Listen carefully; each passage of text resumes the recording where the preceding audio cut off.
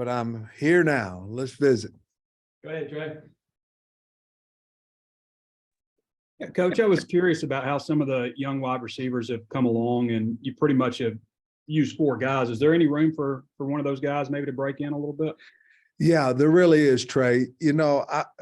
I've said it before, how I like this group, and of course you prefaced the 4 guys that's been playing a little bit, but you got Wilson, Stevens, McAdoo. I really like McAdoo.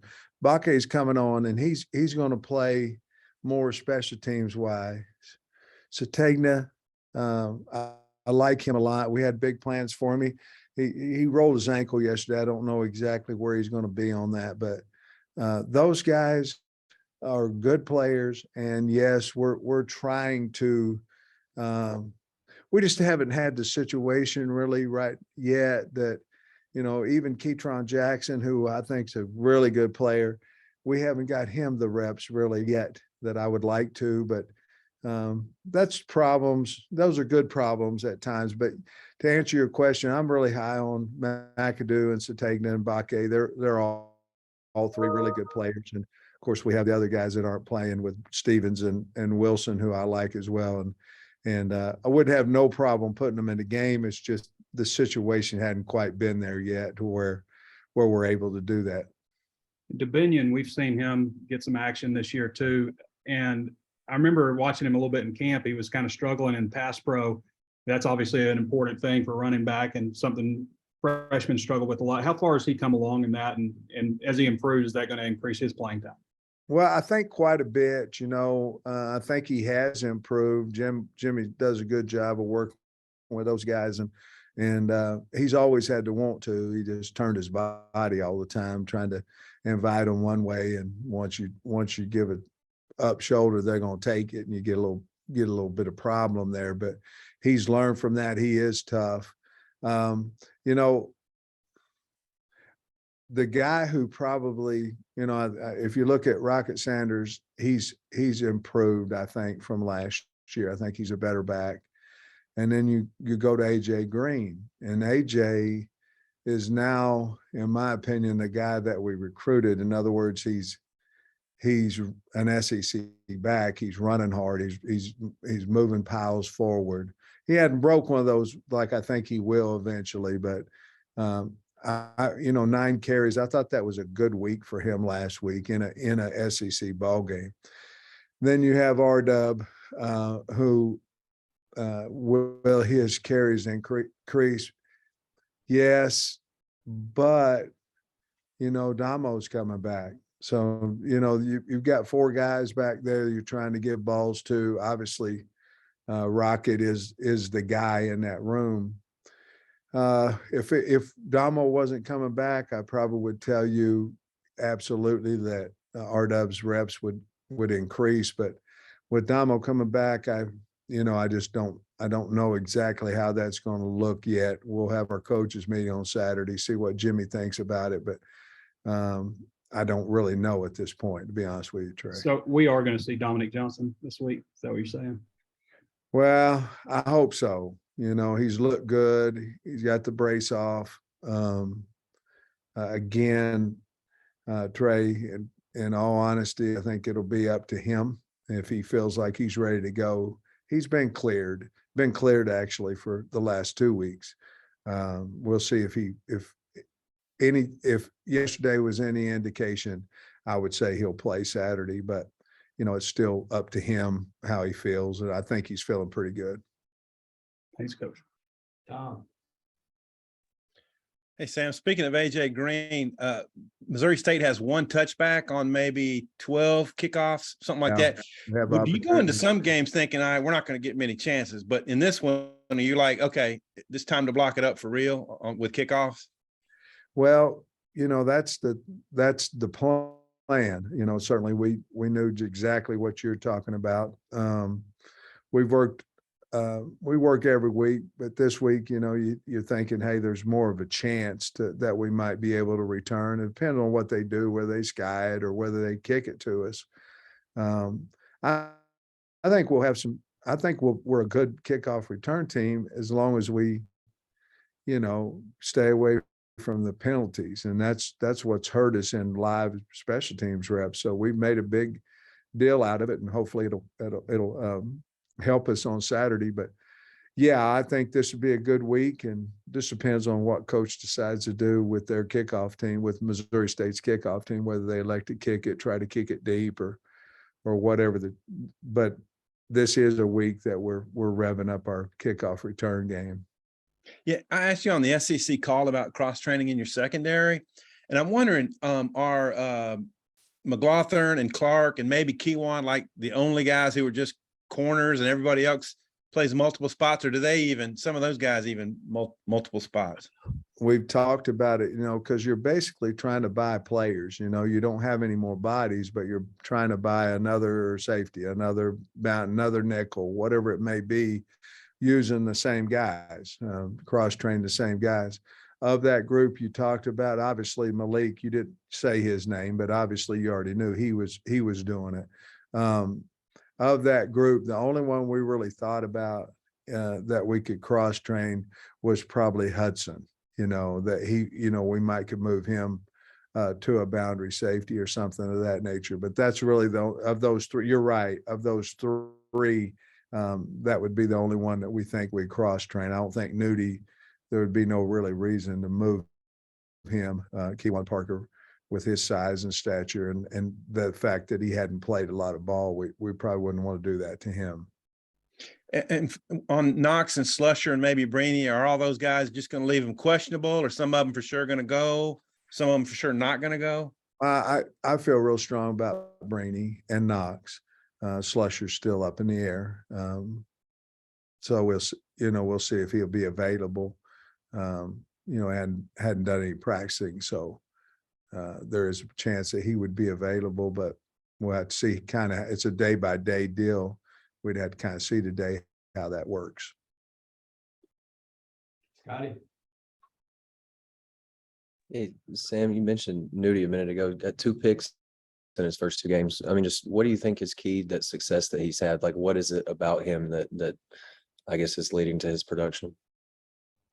Well, he's really confident. I think that's the first thing a corner has to be, but he sees, he saw the route. He sees routes well. I mean, he does a lot of film study before, obviously each game, understands who his opponent is, who's he playing against, gets some tips off of that and things of that nature. But, it's one thing to break in front of a ball and another thing to catch it, and he has very good ball skills. So he gives himself an opportunity to pick them. But, he's long, and he's probably the prototype corner. He's a corner. He's probably not going to knock you out in a tackle and all that. He'll get you on the ground. But I like him because he's got really good ball skills, and he's really has good awareness, and certainly he played before, and that helps him.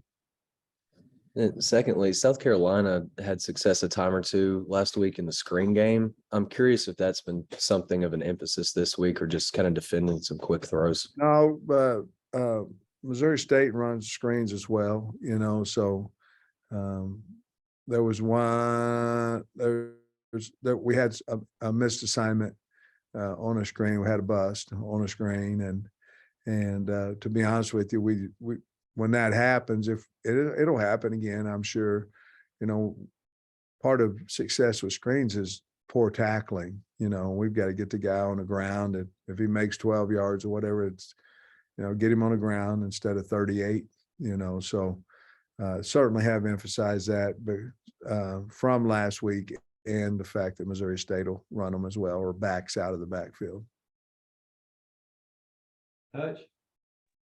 Coach, I've heard you mention Kiwan Parker's name a couple of times this week. Obviously, injuries have contributed to it, but what have you seen from him that's kind of maybe helped him get to where he's on the verge of playing time? I like him. I've always liked him. He has good speed. He's tough now. He's not the most physical looking guy, but I think he's one of our best cover corners that we have. And so I went up to him Monday, I guess, and said, "Hey, this is got your opportunity now. And I really believe in him. He can stop and turn on a dime. He's very competitive, a willing tackler. I really like him. I think this is going to be his time to shine when he gets out on there, because I'm very confident in him. And also, I went back and double checked this afternoon, but Jordan Jones, who's now there at Missouri State, committed to Arkansas, I believe in the summer of 2014, when you were still here. Do you remember anything about, recruiting him? And what is it kind of crazy? You're playing a guy that now 8 years later still playing in college football. Well, I don't remember. I'm looking to see who you're talking about. Which one is he? The wide receiver, Jordan Jones. He's number one. Yeah, I don't remember a whole lot about him out of when I was here the last time. I don't. So, and I don't mean that to be disrespectful to him, but no, I didn't remember his name, or I don't remember anything about him. Hey, Sam, he's from Smack over like Tom and Clyde Scott. Anyway, just a little trivia there for you. Hey, the defensive line rotation seems to be really good. I think you've got 8 guys that have played 40 plus snaps in 2 games. And just how good do you feel about that rotation, and how big a plus is that, especially in this league? I think our philosophy or what have you is to keep the freshest guys out there. Well, that's a good philosophy. If you have 2 deep, it's not very good if you don't. So I think Deke's done a nice job of coaching these guys up. They're playing extremely hard. To be honest with you right now, I don't know a whole lot of difference, if any, from the ones that run out there and the 2s that run out there. Production wise, I would bet you there's not much difference in that as well. So, which was once what might be considered not a strong suit for us.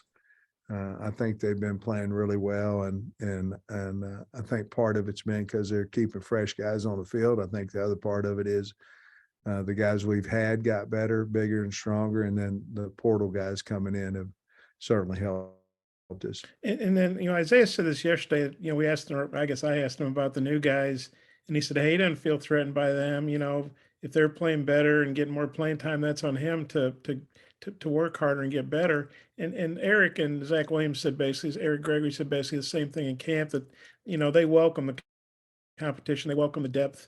How good is it to hear that and to know that it's a good room and everybody fits in pretty well? Well, it shows a lot about those kids.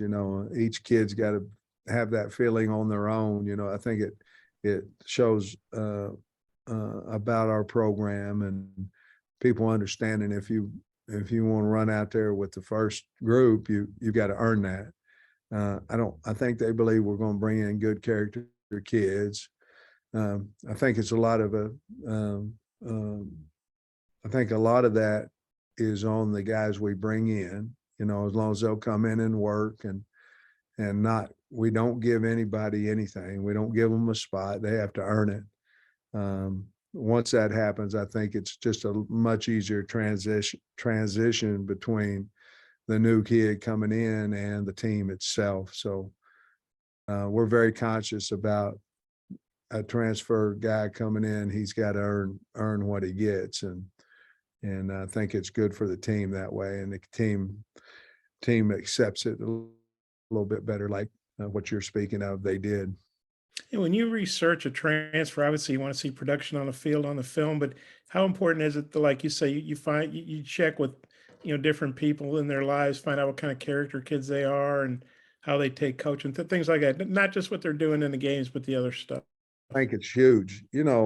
Football has a lot to do with speed and strength and all that kind of stuff. But to be honest with you, it has a lot more to do with heart and what am I willing to do for the team and non-me guy and all those type things.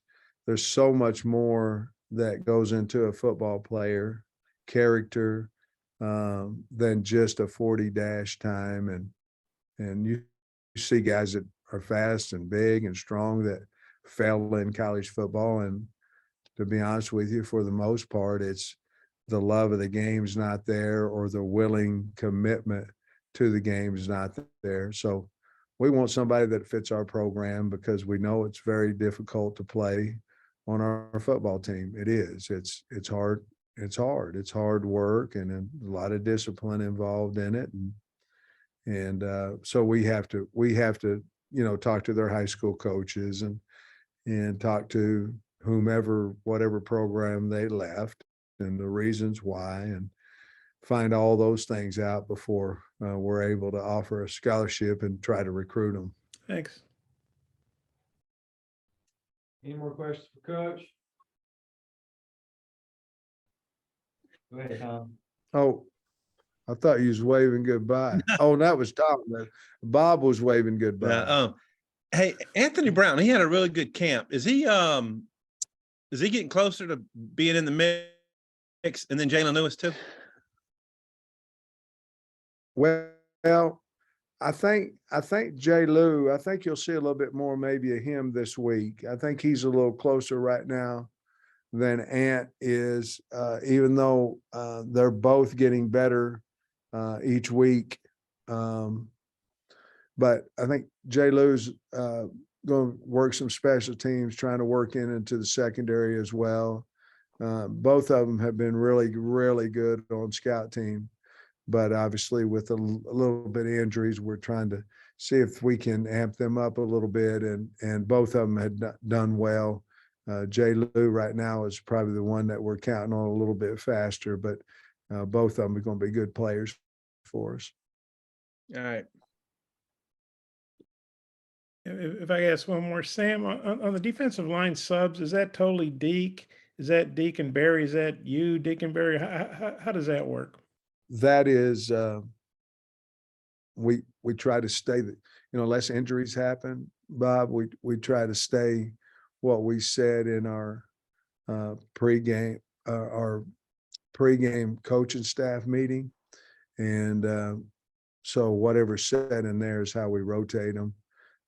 Obviously, unless injuries have come up, and we'll say, hey, on third down, games on the line, or third down here, we want these guys in the game. So I pretty much know exactly what their plans are, and either I'm okay with it or I'll veto it and say, no, we need to do this or that. But most of the time, that's Deke that decides what his kids are, where they're at, just like it would be Jimmy with the running backs. But we have a meeting before. I'm well aware of how we're going to play them, but when and all those things, the feel of it is up to the position coach, unless I just say on the headset, hey, I want so-and-so in the game, Okay, thanks. Mm-hmm. All right, I'll wrap us up. Thanks, Coach. All right, go Hogs.